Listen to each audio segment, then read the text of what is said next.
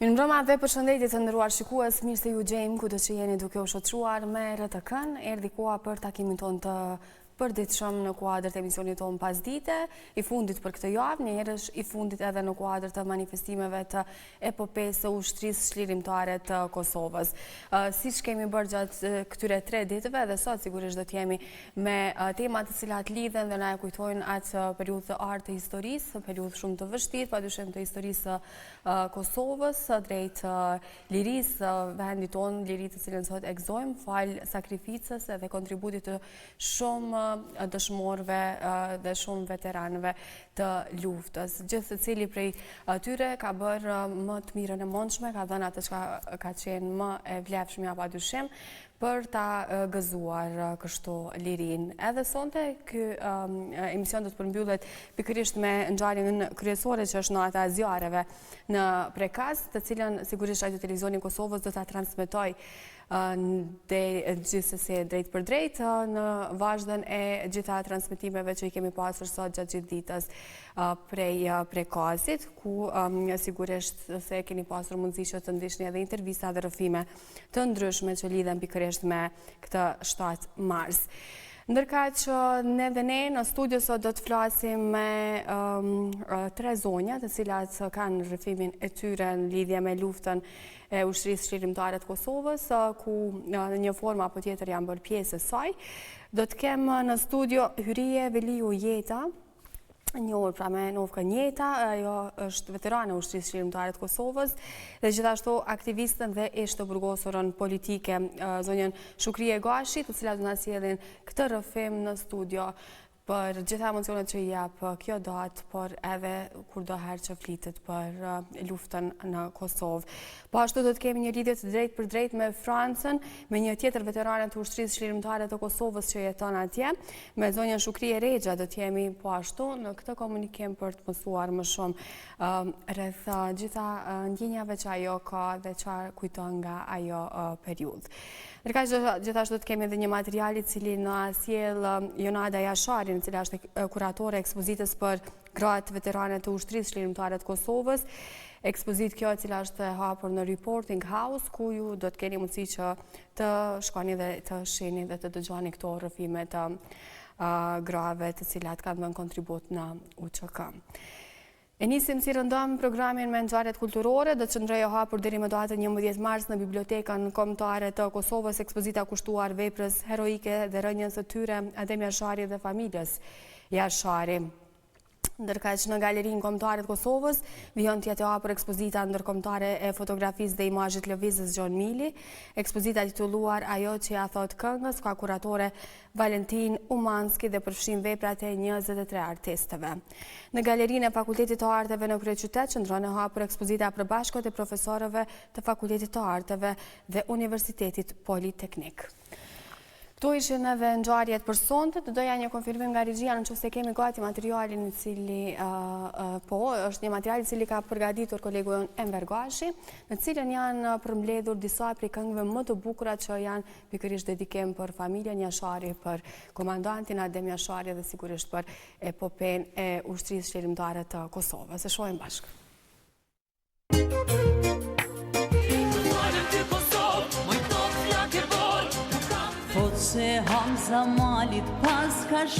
Këngët kushtuar familjes Jashari janë pjesë e rëndësishme të trashëgimis kulturore dhe historike të Kosovës.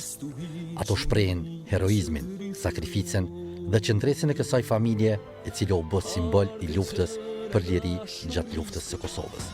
Këto janë disa nga këngët më të njohura dedikuar familjes Jashari. Bac u kry, nga Shaqir Cervaliku. Kjo është një nga këngët e publikuar pas shpalljes së pavarësisë së Kosovës në 2008. Fraza Bac u kry u bë një slogan i fuqishëm që simbolizonte përmbushjen e amanetit të Adem Jasharit dhe luftëtarëve të UÇK-s për lirinë e Kosovës.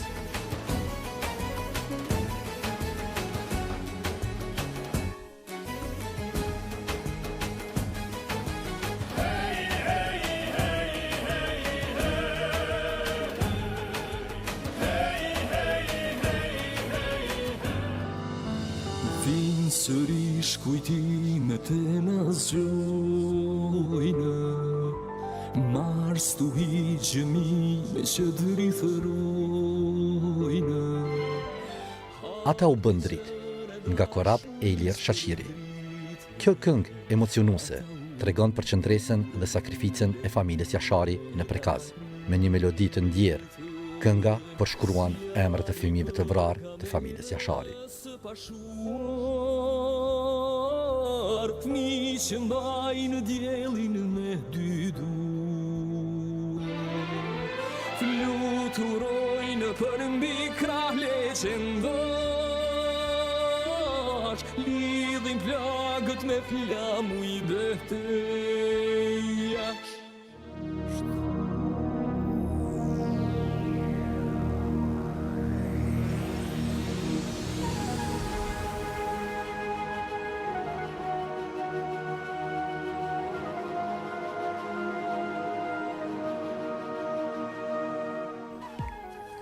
Hamës Jashari, Drilirije, nga Shkurte Fejza. Kjo këngë i kushtohet Hamës Jashari, i cili së bashku me Ademin dhe familjen Jashari dha jetën për lirinë e Kosovës gjatë betejës së Prekazit me 5, 6 dhe 7 mars të vitit 1998. Në këngë, Hamës Jashari paraqitet si një dritë lirie që ndriçoi rrugën e shqiptarëve drejt çlirimit. Teksti i këngës është i mbushur me ndjenja të thella patriotike, krenari dhe dhimbje për sakrificën e familjes Jashari, duke e vënë në pah guximin dhe vendoshmërisë e Hamëzit si një luftëtar që nuk u dorëzua përballë forcave serbe.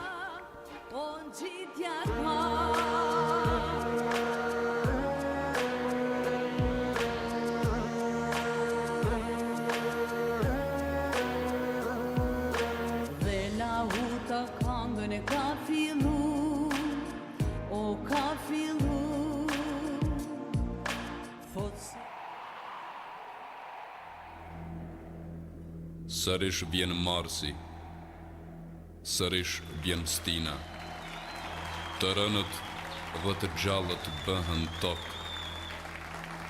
Ves as shi, zduron lëndina, burëria nuk duron lët.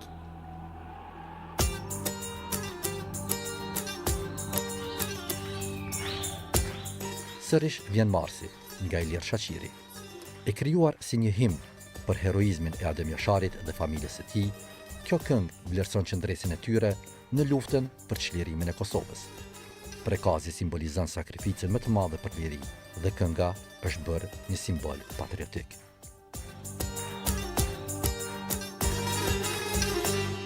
Sërish vjen Marsi, sërish vjen Stina, trënët e gjallët bëhen tokë.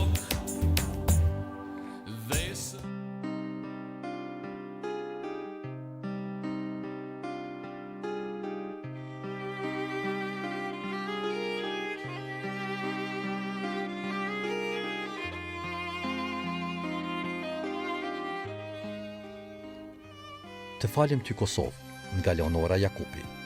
Kjo këngë është një dedikim për të gjithë dëshmorët dhe ata që sakrifikuan jetën e tyre për lirinë e Kosovës, veçanërisht për heronjt e ushtrisë çlirimtare të Kosovës.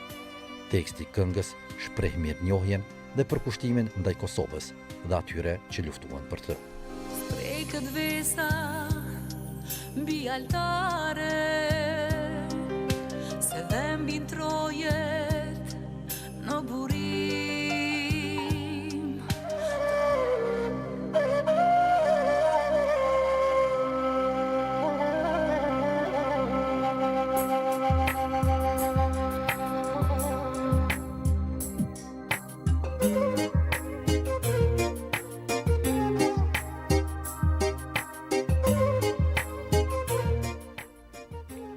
Dhe kënga më e njohur, e cila është bërë një himn i padiskutueshëm i shqiptarëve, është kënga Mora Fjalë, nga Shkurte Fejza. Mora Fjalë është një nga këngët më të njohura të këngëtarës Shkurte Fejza, një ikonë e muzikës popullore dhe patriotike shqiptare. Mora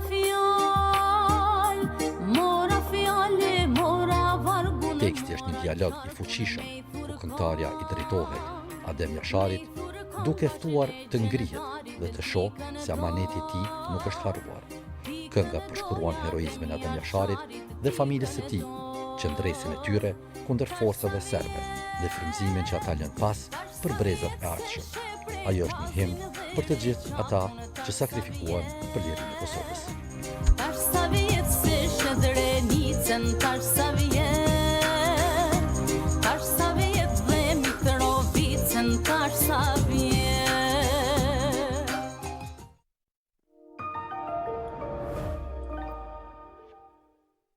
Që në fillimet e veta, shija unike e biskotave Oreo vjen nga kakao e vërtet dhe nga kjo shije lindi një biskot si kjo, Oreo të reja origjinale, tani e tutje, edhe më shumë kakao për më shumë kënaqësi.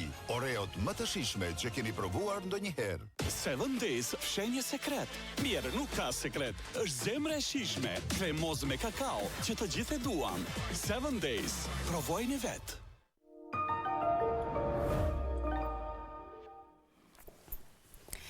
Ja ku rikthyem sërish në studio të nderuar shikues, tani gati të zhvillojmë edhe bisedën e parë, siç e paralajmëruam, sot gjithë emisionin do e kemi pikërisht për rrëfimet të zonjave të nderuara të cilat kanë dhënë kontributin e tyre në atë që sot ne po e festojmë, po e shënojmë e që e njohim si epopeja e ushtrisë shlirimtare të Kosovës, por që ne sigurisht po flasim për vite shumë të vështira ku rreziku ka qenë shumë i madh, por këto zonja bashkë me shumë luftëtarë të tjerë nuk kanë pas gjë përveç dëshirës për të dhënë kontributin e tyre për një shoqëri të lirë, siç edhe meritonte populli jon i Kosovës.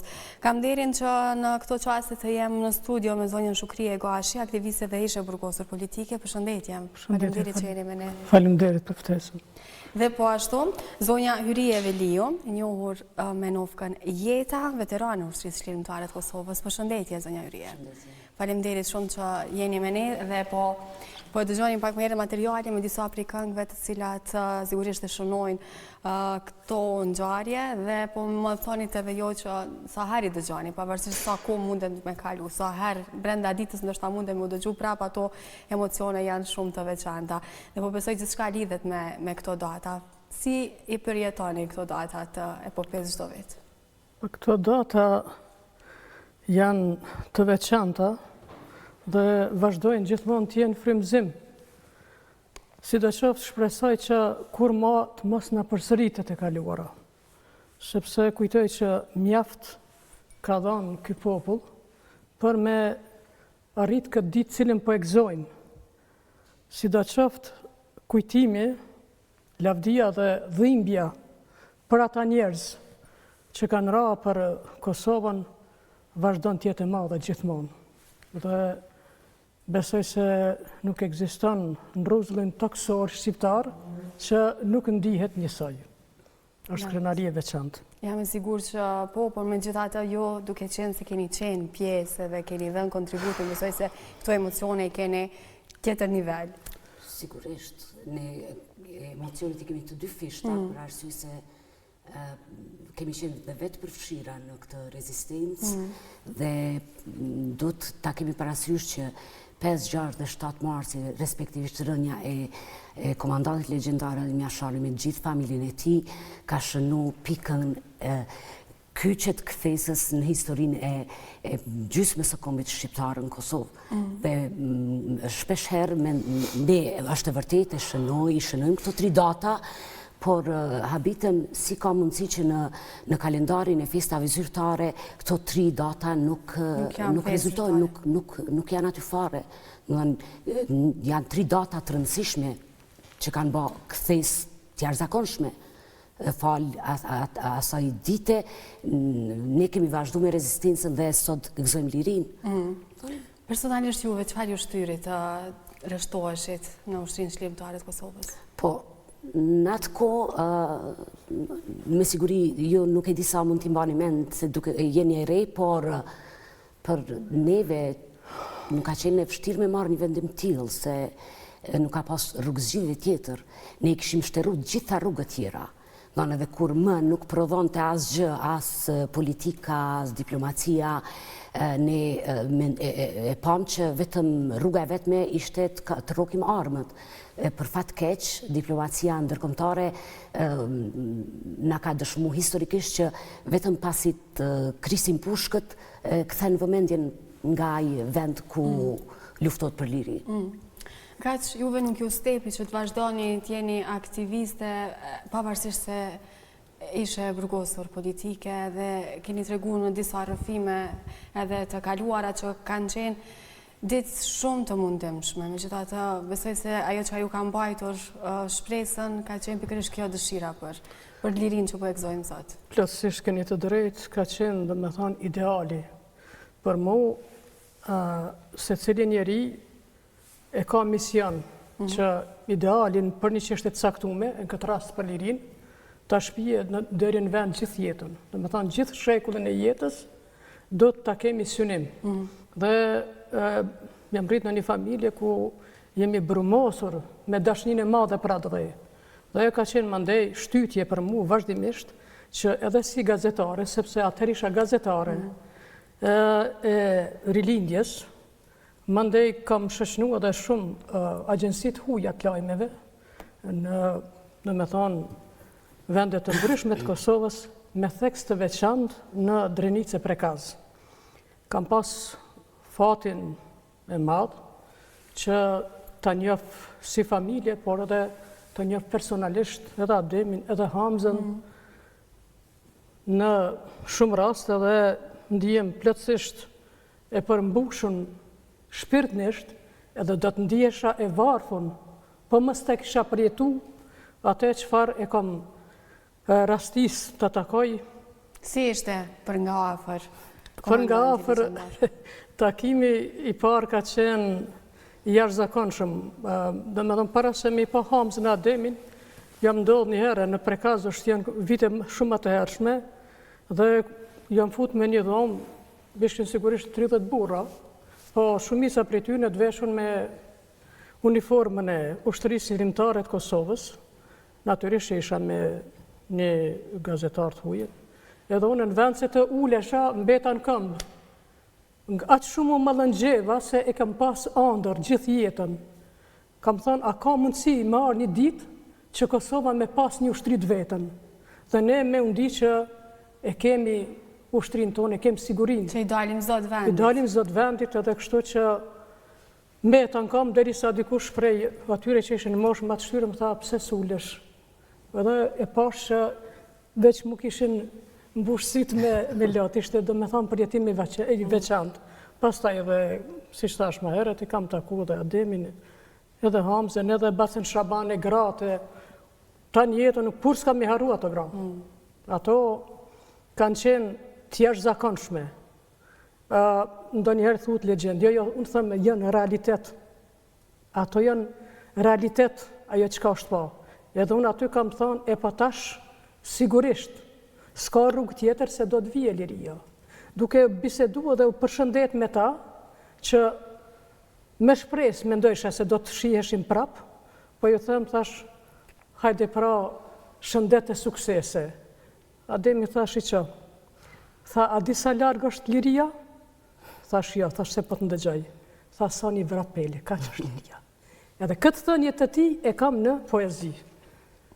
Që të them, është edhe mburje, edhe krenarije, gjitha i ka, me gjitha te më dhem shumë, edhe do të më dhem shumë gjithmonë, që nuk jemi unik, ashtu si që ishim atëherë, se po të ishim ashtu, shumë më shpejt do të kompletonim pavarësinë e Kosovës.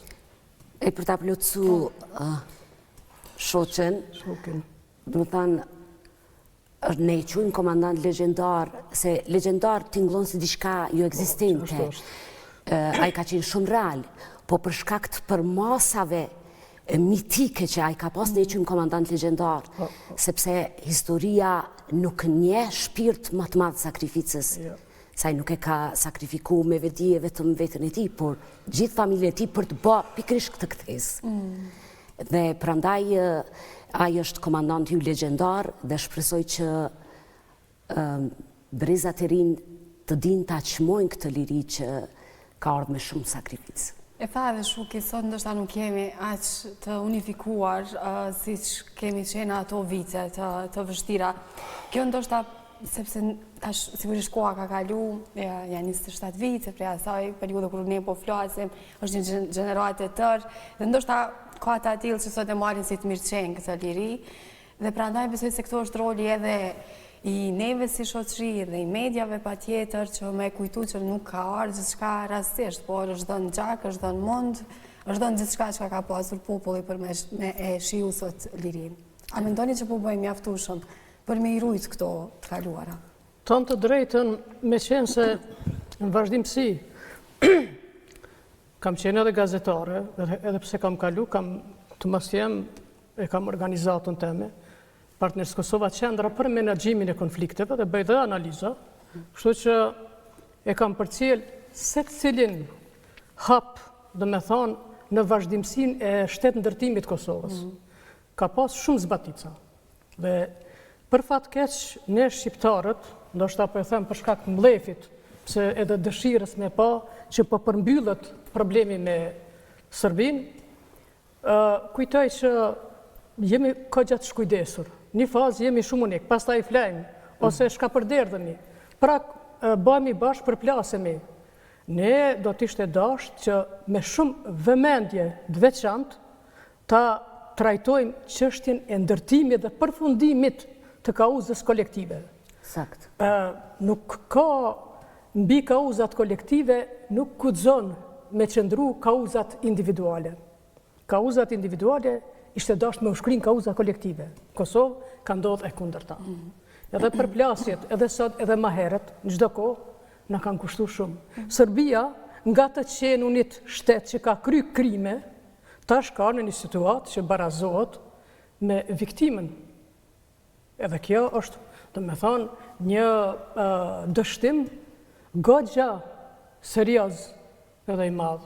Për gjitha qeverit. Si pasojë, kjo mendoj që është si pasojë jo vetëm se ata punojnë shumë, ata punojnë ditë e natë, dhe tjetra është që është si pasojë e mos vigjilencës tonë.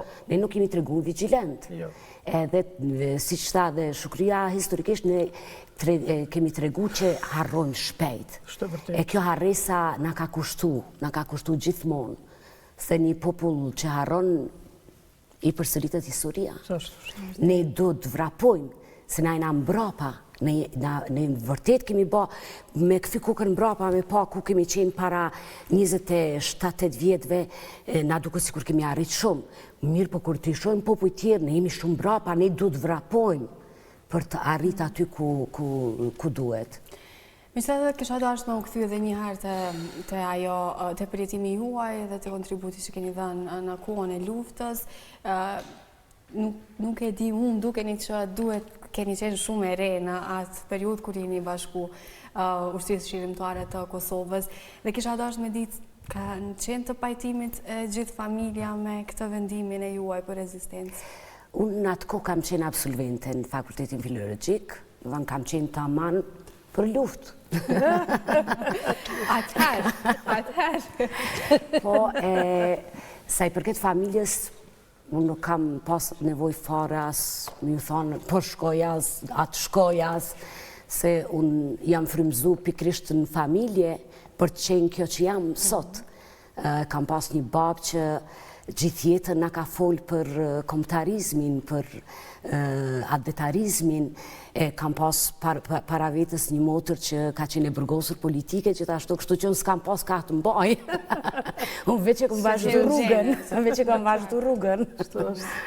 Njëjtë sikur se tha edhe Shuki, pra ne temi që pëthuaj se në shumicën prej familjeve tona diçka ka pasur një lidhje të tillë që ka qenë e vështirë me kthy shpina në të tillë situatë që po kalon. E pastaj kur fillon dhe i futesh aktivitetit, pastaj ty bindja veç sa vjet forcohet, edhe në luftë azëm mund të kesh dhe momente dobësie në raste caktume, por kur i kishe shoqet që i ke krah ta t'japin forcë, ose rënja shokve, shoqve, ty veç dhe bën ma të fort një dalin tënë. E kjo ka ndodhë me neve. Rënja shokve ty ta ka rrit mlefin, ta ka rrit atë vendosmërin për me vazhdu rrugën deri në fund.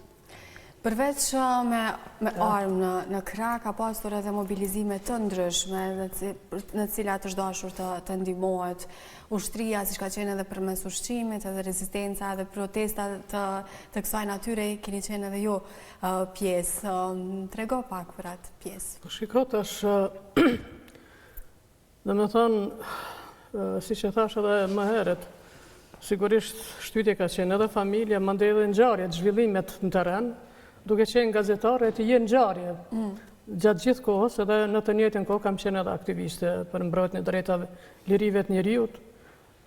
Kam pas, dhe me thonë, informacion të mjaftueshëm, të bollshëm, me kuptu se çka po ndodh. Pastaj kam qenë edhe antare e Këshillit për mbrojtjen e drejtave lirive të njeriut, bashkë me Bacën Adem. Atëherë e kem pas themelu në fund të, dhe me thonë, në dhjetor të vitit 1989, këtë organizat, edhe aty pashtu kam pas fatin që më ka rastis të punoj me njerëz që vërtet kanë qenë brumosur me taban të fort kombëtar dhe vedije të lartë kombëtare, edhe ajo pashtu shpesher kem zhvillu biseda. Çka do të bëjmë tash, po e regjistrojmë vazhdimisht këto vrasjet, të me thonë edhe djemve shqiptar që shkonin në shërbim ushtarak, jo eventualisht incidentet ose vrasjen e fëmijut 11 vjeçar që e kam përjetu në rrugë kam pa. Të tregu këtu afër, ku e keni. E shumë ngjarje të tjera, kur kem bisedu, shpesher kem thonë mira, din krejt rezistenca pasive, krejt, po duhet me intensifikue, me gjetë një formë tjetër, aktive, që bën me shkund pap popullin nga heshtja, nga gjumi, sepse zgjimi kombëtar kërkon tjetër dimension. Edhe mandej, ashtu, kom pas kom, dikur, më tregoj që kishte, dhe me thonë, aktivitetet tjera në teren atje ku, dhe me thonë, ngriteshin kapacitetet e ushtrisë tonë e kështu, dhe vërtet unë ndjeva edhe kështu e përmbushur shpirtnisht, natyrisht edhe në të njëjtën kohë dhe friga, jo për vetëm, por friga sepse, siç e dim, gjithë ne Serbia ka qenë ndoshta e katërta me radhë në vendin e shteteve të Evropës që ka qenë armatosur mirë deri në vend, dhe ti kundërvihesh një fuqie të tillë ka qenë gati absurde. Mirë po kur ekziston dashnia për vendin, ideali ti e shpërthen çdo barierë edhe arrin atje ku duhet dhe ku është arrit.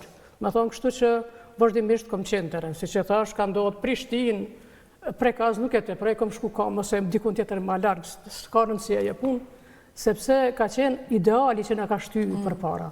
Dhe qëllimi ka qenë, unë krejt që ka ko mujtë me ba, me qu agjensit huajat, që ato agjensit ta mësojnë të vërtetën për Kosovën. Çka po ndodh në teren? Ta kenë, do me thonë, informatën nga dora e parë, sepse ne dim që Serbia ka ba gjithë shka që ka pas mundësi, propagandë për me pengu informacionin. Dhe për këte jam di mirë ka që ka mund të bëj. Edhe natyrisht edhe shënimin e vazhdimisht shkeljes të drejtat në njeriut, pastaj artikuj ndryshëm në Rilindje, në gazeta tjera, janë disa, s'po i përmend që ta, dhe me thonë, edhe natyrisht edhe për mes poezis gjithmonë. Dashta pjesë ndër mu se kam lidhur me poezi, me këtë angazhim, po, tu që këse të njerëzve që kanë bërë shumë për këtë vend. Sigurisht, kur flasim për luftë, marrim parasysh gjitha rreziqet dhe si që u përmend, pra vazhdimisht keni qenë aty në rastet ku është kanosur edhe jeta juaj. Ka ndonjë rast specifik që e kujton, ku keni qenë vërtet në rrezik? Po ka plot raste, me të thënë drejtën, se në luftë ti je ekspozum ndaj rrezikut në çdo moment. Po ka plot momenti, tash s'po di, është ndoshta momenti që e kam pas, si me thonë, përballjen më të afërt, ka qenë gjatë luftimeve në Gjakov. Aty kemi pas një përballje tepër të afërt. Edhe nga njëherë ndodh, duke sikur film, kur kemi pa për para filma, kemi thënë, jo, më se kjo nuk është e mundur. Po ndonjëherë edhe ato ishin gjërat mundshme, se e ke armikun jashtë mase afër dhe atë një farë mënyre edhe vërbon edhe Zoti, nuk të sheh ty. është fati. Edhe, do më thonë, jemi përballë në një afërsi tepër të vogël, si me thonë, në një largësi tepër, distancë tepër të vogël, na ka ra bomba mu në mes edhe s'na ka pas njëve. Më kemi pas kësi momente plot, po na solloj momentesh edhe nuk e as kohë me mendu çka po ndodh, e vetmja çka mendon është si dal nga kjo situatë, edin. Është po momentet që janë kështu që mbesin ma gjatë në kujtesë dhe që janë gjithmonë rënja e shokëve, rënja e shoqeve. Janë momentet e fundit kur ai ose ajo jep frymen e fundit. Aty në momente që nuk shlyen. Dhe besoj që mbani kontakte me këtë shoqëri që jeni taku në kohë të vështirë. Një prej bashkë luftëtarëve të juaja, zonja në Shukrije Regja, do doja që ta bëjmë pjesë të kësaj bisede përmes një lidhje të drejtë për drejtë, me qenë se atë e kemi në Francë dhe do doja që ta përshëndes me njëherë. Përshëndetje zonja Regja, faleminderit shumë që jeni me ne. Ju ndërtjeta përshëndetje të veçanta për ju edhe për mysafirën studio që i shikova me shumë kënaqësi, tani që jam shumë e kënaqur që janë me ju dhe që mund të komunikojmë bashkë në këtë emision këtë datë veçantë historike. Faleminderit shumë që u bëre pjesë e kësaj bisede kështu përmes kësaj lidhje të drejtë për drejtë, po besoj që ke pasur mundësi për pak minuta me dëgju edhe diskutimin këtu, bashkë me dy zonjat e nderuara që kam në studio, po flisnim për ato përjetimet e asaj periudhe. Çka ju ra në mend teksa dëgjoje shoqën tënde dhe Shukin në këtë rast edhe aktivistën tjetër e cila gjithashtu tregoi për mënyrën se si kanë bërë çka ka qenë e mundur në atë periudhë? Vërtet emocion i veçantë dhe normalisht unë ndëgjova vetëm këtë pjesë të fundit, disa minuta. Nuk e ndëgjova pjesën më herët, por edhe me Shukrije Gashin edhe me Hyrien. Njihemi ka herë, njihemi familjarisht, kemi vepruar dhe në një farë forme jemi në të njëjtat valë të veprimit, të angazhimit, të dashurisë, në familje, në veprimtarie, gjithçka na përputet, gjithçka e kemi bërë përbashkë dhe mendoj që të trija jemi nga një pjesë e Prishtinës dhe mendoj që vetë dhe specifika ku ne jemi rritur dhe ku ka pas aktivitet të pandërprerë të ilegales na ka drumosur me këtë atë dashuri që kemi dhe këtë dëshirë për angazhim në vite. Duke qenë se ju personalisht edhe njeni, si që thatë, vini nga i njëjti qytet, por jeni bërë bashkë në të tilla rrethana të vështira, po besoj se emocionet janë shumë të mëdha, përderisa komunikoni dhe e kujtoni atë periudhë. Juve personalisht çfarë ju shtyri që bëheni pjesë e luftës me kontributin e juaj? Sigurisht edhe unë jam rritur në një familje, kur unë jam bindur daja im, profesor Hazir Shala, ka qenë i dënuar me 13 vite burg politik në Divizionin Revolucionare për Bashkimin e Shqiptarëve. Dhe nëna ime ka qenë pjesëmarrëse në këtë gjyq, ku është dënuar Adem Demaçi si i pari, ndërsa daja ka qenë i dënuar i dytë.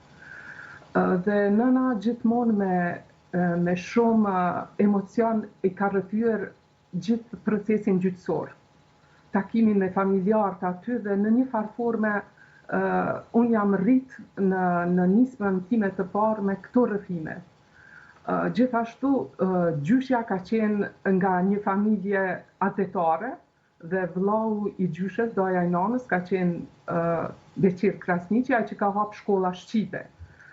Dhe gjithashtu kam pas një konflikt me Malazez në fshatin Breznic, prej nga edhe kënga është nam të madh na ban Brezhnica, tam me Stupce me Sakica. Do e thonë kanë bërë një përleshje drejt për drejt me Malazez dhe sërbë që kanë qenë në fshatin e tyre. Me këto histori kam filluar të rritem unë. Pastaj babai dhe familjar tjerë kanë qenë pjesëmarrës të demonstratës vitit 1968. Ndërsa Murat Mehmeti që ka rënë vetmi i ri që ka rënë në atë demonstrat, ka qenë biri i Qazim Mehmetit, një personi që ka punuar në klinikën infektive dhe që ka qenë nik i familjes tonë. Unë qysh atëherë kam dëgjuar për Murat Mehmetin, për demonstratën, si ka shkuar demonstrata e vitit 1968, dhe gjithashtu për Fazli Grajqecin. Dhe unë poezinë e parë kam shkruar për Fazli Grajqecin. Mësuese kam pas Shpresa Qosjen, bashkëshortën e Recep Qosjes, dhe mësusja kur ma ka korrigjuar poezinë time kushtuar Fazli Grajqecit, ma ka shkruar Fazli Flamuri.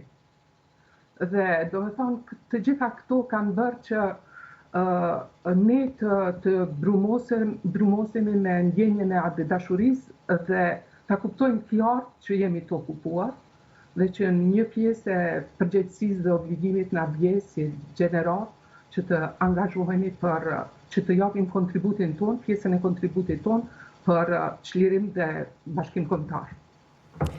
Pra, gjithë ky angazhim rezultoi që ju të arrestoheshit, të ishit e burgosur politike në vitin 97, për disa kohë edhe në nënhetime, dhe dua të citoj një fjali të juajën përfundimtare në gjykatë, në cilën ju ndër të tjera thoni, nëse lapsi mund të konsiderohet si mjet terrorist, atëherë të gjithë jemi të tillë. A konsideroni sot që kjo ka ndiku në ndryshimin e perceptimeve për lëvizjen çlirimtare? Mendoj që atëherë të gjithë ne jemi arrestuar 3 grupe. Grupi i Drenicës, në të cilin ka bë pjesë edhe Adem Jashari dhe i cili është dënuar në mungesë me 20 vjet burg, ndër të tjerë. Pastaj grupi jon, grupi i Lëvizjes Kombëtare për Çlirimin e Kosovës, dhe grupi i Drenicës me në tyre Naif Hasani, dhe ku kanë qenë edhe Qerim Kelmendi dhe Adrian Krasniqi dhe të tjerë. Qerim Kelmendi dhe Adrian Krasniqi janë dënuar në mungesë. Dhe mendoj që ne u arrestuam si grupe terroriste dhe njësitë antiterroriste erdhën të na arrestojnë, por në fakt ne ishim njerëz që ishim student, ishim intelektual, që donim liri, ne s'ishim terrorist. Neve na kishte mbetur e vetë një rrugë organizimi për çlirim. Dhe atë e bënëm në forma të ndryshme. Unë kam ngritur lapsin përpara trupit gjykues dhe kam thënë këtë që cituat ju, për të dëshmuar që ne edhe me laps, edhe me pushk, do të bëjmë luftën sot, se jemi popull i ngritur dhe dim ta bëjmë luftën ndryshe dhe më nuk ka okupim. Dhe pas kësaj kam thënë që ne jemi arrestuar, dënohemi, vetëm se mendojmë shqip, shkruajmë shqip dhe flasim shqip. Me thonë, kjo ka qenë vazhdimi i asaj që është thënë në gjykatore.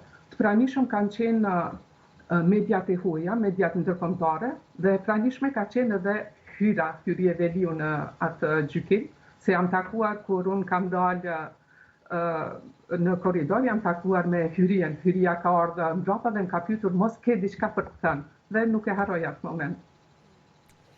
E ka që do doja zonja Arexha për fund, sepse po na ikin minutat, edhe 2 fjalën që në qoftë se ka mundësi për librin e juaj në pranga, dhe sigurisht do t'ju kishim mirëpritur më gjerësisht edhe në një intervistë tjetër kur do të mund ta shpalosnim gjithë veprimtarinë e juaj. Me shumë kënaqësi, unë kur jam liruar nga burgu, menjëherë kam filluar të mbledh shënimet me fotografi dhe me nga një pjesë të jetës të gjithë atyre që kanë qenë në burg, nga se agencionet e huaja vinin nga Beogradi, vinin në Prishtinë dhe tentonin të thonin që nuk ka të burgosur politik aktual në Kosovë, burgosur politik shqiptar. Dhe unë për të thënë të vërtetën, isha e liruar e freskët nga burgu dhe normalisht një pjesë madhe të atyre që ishin e përburgje dhe familjarët e tyre i njefsha, mora vullnetin që të shkoj në për shtëpit e tyre, të mbledh shënime, të mbledh fotografi, ta botoj librin në gjuhën shqiptare dhe në gjuhën angleze dhe t'ju jap të gjitha atyne agjencioneve të huaja të cilat vishin për të kërkuar të vërtetën në Kosovë në atë kohë. Zonja Regja, unë të falenderoj shumë për zemërsisht që u bët pjesë e kësaj interviste, si që thash, ju mirë presim përsëri në studion tonë. Ishte një kënaqësi, sidomos në këtë datë që t'jem me ju. Gjithë mësimdhënësve ju uroj 7 marsin, nga se edhe Bacas Shaban dhe Hamzi Ashari ishin mësues, ju uroj 7 marsin ditën e mësuesit.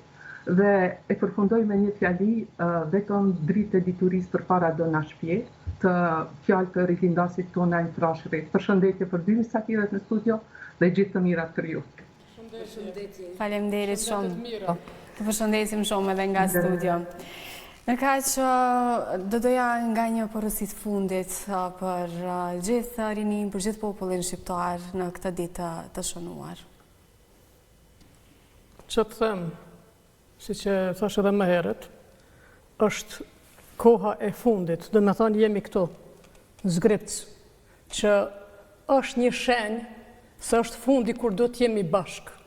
Dhe nuk ka nevoj që ne t'i përkrajmë të tjerit, po ne t'a përkrajmë vetë vetën, t'a përkrajmë vendin tonë, shtetin tonë, njerës tonë. Se vetëm duke qenë unik, do të bëjmë çështë e mundshme që t'a shtim kauzën tonë për para. Kurse duke u përqa, e përplas mes vetit, e duke mos i pa me sy realitetin, por duke ndërruar gjithë kohën, ne nuk do të bëjmë gjë. Ne lirinë kemi fitu me armë, shpresoj që të mos kemi nevoj më kur t'i përdorim armët. Dhe porosia ime është që të punojmë, të fitojmë dije dhe të punojmë me nder dhe me përkushtim, sepse liria duhet, pas je kemi fitu lirin, ajo duhet të ruhet, të zhvillohet, dhe ajo zhvillohet vetëm me punë të ndershme, të palodhshme dhe me përkushtim. Unë ju falenderoj shumë që sot në këtë ditë ngarkuar edhe për ju, në që të kohë të jeni pjesë e programit edhe që ndam pak nga përjetimet e juaja të asaj kohë. Shumë kënaqësi. Faleminderit shumë, ishte kënaqësi e madhe. Faleminderit. Shëndet dhe suksese. Shumë faleminderit. Ndërkaq që do të shkojmë drejt Reporting House, atje ku gjithashtu keni mundësi të shkoni dhe të dëgjoni në rrëfimet e disa prej grave veterane të ushtrisë shqirimtare të Kosovës. Atje kemi pasur kolegun Edi Luzha, i cili do ta sjellë një intervistë me kuratorën e ekspozitës Jonada Jashari.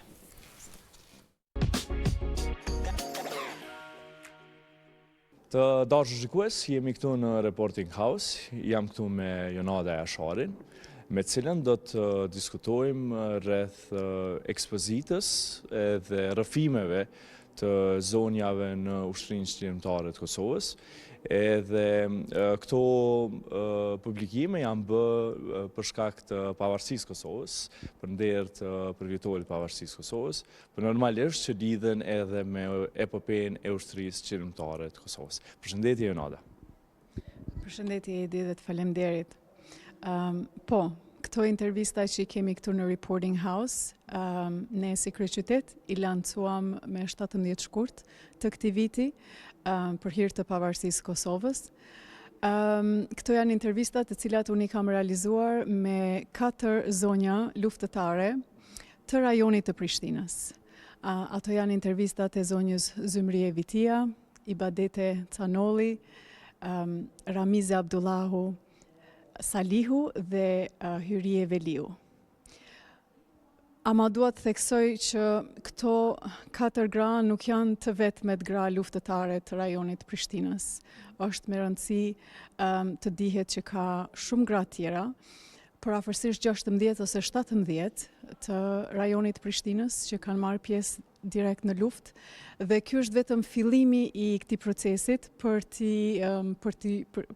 të identifikuar ato edhe për të incizuar rrëfimet e tyre që të mbetin si dëshmi për brezat që vinë, pse jo për muzeun e luftës nëse do të kemi një të tillë në të ardhmen, që duhet ta kemi një të tillë në të ardhmen. Pra, ky është pak a shumë. Mirë, Jonada, besoj që është një emocion i veçantë kur i ke dëgju rrëfimet, ne po e shohim në njërin prej ekraneve këtu prapa, një prej zonjave që përmendet. Besoj që ka qenë shumë emocionuese që me bisedu me zonjat edhe me marrë rrëfimet e tyre, cilat ishin kështu rrëfimet e tyre, cilat ishin emocionet e juja duke intervistu ato, që ka u bëni përshtypje, si shkoi gjithë procesi? Me të vërtet, nuk kam fjalë që e përshkruajnë ashtu siç duhet, ndoshta rëndësinë e këtyre rrëfimeve, por edhe nderin që unë e kam personalisht, që pata mundësinë me e realizu këto rrëfime, këto intervista me to. Unë e çmoj jashtëmase shumë të gjithë sakrificën e popullit Kosovës për lirinë e vendit, por në veçanti pata dëshirë që si vjet për hir të pavarësisë të dalin në pa rrëfimet që ndoshta i kemi dëgjuar më pak ose për të cilat di më pak, pra për kontributin e drejt për drejt të gruas në ushtrinë çlirimtare të Kosovës. Edhe pse unë i përjetova këto rrëfime gjatë kohës që i xhiruam, asnjëherë nuk u zbeh emocioni, edhe pse i pash disa herë më pas që u desh për t'i bërë gati për ekspozit në pak ndërhyrje në montazh, asnjëherë nuk mu zbeh emocioni kur i pash edhe si të përfunduara, edhe sot e kësaj dite më mbajnë po me atë njëjtën emocion, është i papërshkrueshëm kontributi tyre. Me fjalët e mia sot. E ndoshta do të më duhet kohë për ta procesuar edhe unë këtë përvojë.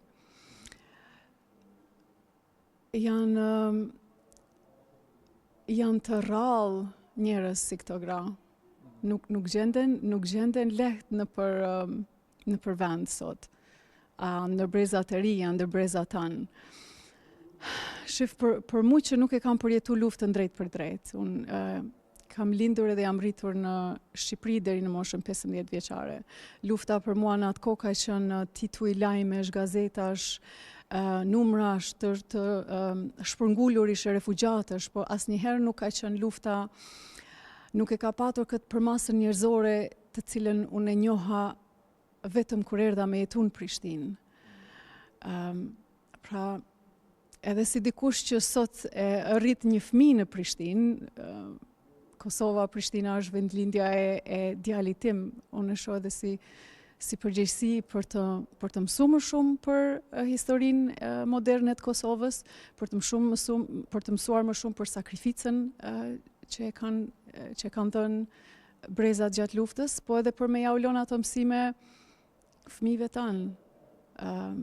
Kështu që emocioni është jashtëzakonisht shumë i thellë, por dua të them që këto gra me të vërtet janë shumë të veçanta, janë shumë trimnesha, janë shumë të guximshme, janë fenomenale. Edhe është mirë që të dëgjohen rrëfimet e tyre, të kenë sa më shumë vëmendje, sepse nuk përsëriten këto lloj karakteresh që kanë kaq që jetojnë me këtë ideal kaq të pastër edhe kaq të çiltër. Cili ishte kështu rrëfimi që edhe të emocionoi, po normalisht besoj që sakrifica në luftë nuk ka çmime, pa ta dëgjuar një general që thonte që nuk ka përshkrim të t'ju tregohet gjithë njerëzve se sa e vështirë është të luftohet, edhe ka rrëfime të ndryshme, po cilat ishin rrëfimet kështu pa dashur gjitha me i bo ekskluzive, sepse ne i ftojmë gjithë qytetarë që me ardhë dhe me i dëgju, po cili rrëfim të ka bo kështu mas shumë të përshtypje në kuptimin e ndjeshmërisë, po edhe sakrificës madhe që gjitha zonjat e kanë bo në luftën çlirimtare për lirinë e vendit. Nuk po e them këto se po du me qenë diplomatike, por me të vërtet, të katërta rrëfimet janë shumë të veçanta. Secili rrëfim ka veçantinë e vet. 3 nga zonjat kanë shërby në zonën e Gollakut, kurse hyria nga Prishtina po ka qenë e caktuar në zonën e Dukagjinit. Mirë po, edhe ato që kanë qenë në të njëjtin rajon, nuk mund të them që i ngjan rrëfimi rrëfimit, çdo përvojë është personale, domethënë secila e ka përvojën e tyre personale. Dhe dua të theksoj që për këto intervista unë kam zgjedhur një pyetësor që praktikohet zakonisht për marrjen e dëshmive për muze. Pra, rrëfimet e ndjekin një kronologji të jetës së secilës grua, mandej pak background, pak prapavi për familjet e tyre, për fëmijërinë e tyre, për prindit e tyre dhe deri tek përfshirja e tyre në Ushtrinë Çlirimtare të Kosovës, për veprimtarinë e tyre gjatë kohës së luftës si pjesëtare të Ushtrisë Çlirimtare të Kosovës dhe më vonë mandej pak për përvoja dhe për jetën e tyre mbas luftës. Secili rrëfim është rënqethës, edhe është i rëndësishëm me u dëgju, edhe është i veçantë edhe nuk i ngjan tjetrit. Po për mua që i kam dëgju për herën e parë, kur i kam takuar, tash po më duket sikur po ma plotsoj një pjesë të mozaiku, domethënë diçka që e ka thonë njëra, e plotson tjetra, e dëgjoj prapë prej dikujt tjetër, edhe e theksoj që kemi ende shumë gra për të dëgjuar. Kemi ende shumë gra që jetojnë në Prishtinë, e disa që nuk jetojnë në Prishtinë, për fat keq jetojnë ose për fat mirë jetojnë jashtë Kosovës, edhe është pak më e vështirë për të rënë në kontakt me to ose për ta patur më të lehtë punën e regjistrimit të intervistës. Pra, kjo po bëhet në kuadër të kabinetit të kryetarit në bashkëpunim me sektorin e kategorive të dala nga lufta. Kështu që ne do të vazhdojmë me intervistimet të tjera, duke dëshira ime është që t'i kemi të gjitha, edhe shpresoj që do t'i kemi të gjitha. Pra mbasi unë jam në kabinet kryetarit, ideja është që ta fillojmë një herë me gratë e Prishtinës, me gratë e komunës së Prishtinës, këto rrëfime. Mirë, besoj edhe me 17 shkurt, tash ne i kemi edhe normalisht edhe epopejën e Ushtrisë Çlirimtare të Kosovës, si u prit, besoj ka pas edhe vizitor shumë, njëkohësisht do të ketë, Reporting House është këtu tek Skënderbeu, është në qendër të kryeqytetit, besoj që është mirë me ardhë gjithë dhe me pa, po që shu prit, besoj që edhe për zonjat ka qenë diçka e mrekullueshme për me pa vendin sot lirë, sepse gjithë këtë sakrificë ato e kanë bërë për këtë ditë, si ishte edhe soi një të kënaqur pak a shumë edhe me vizitorët edhe me tjerë duke pas që përmendët edhe ju që thatë që ka edhe shumë zonja të tjera dhe rrëfimet gjithmonë na nevojiten sidomos për gjeneratat e reja. Besoj ky ka qenë qëllimi juaj apo? Patjetër.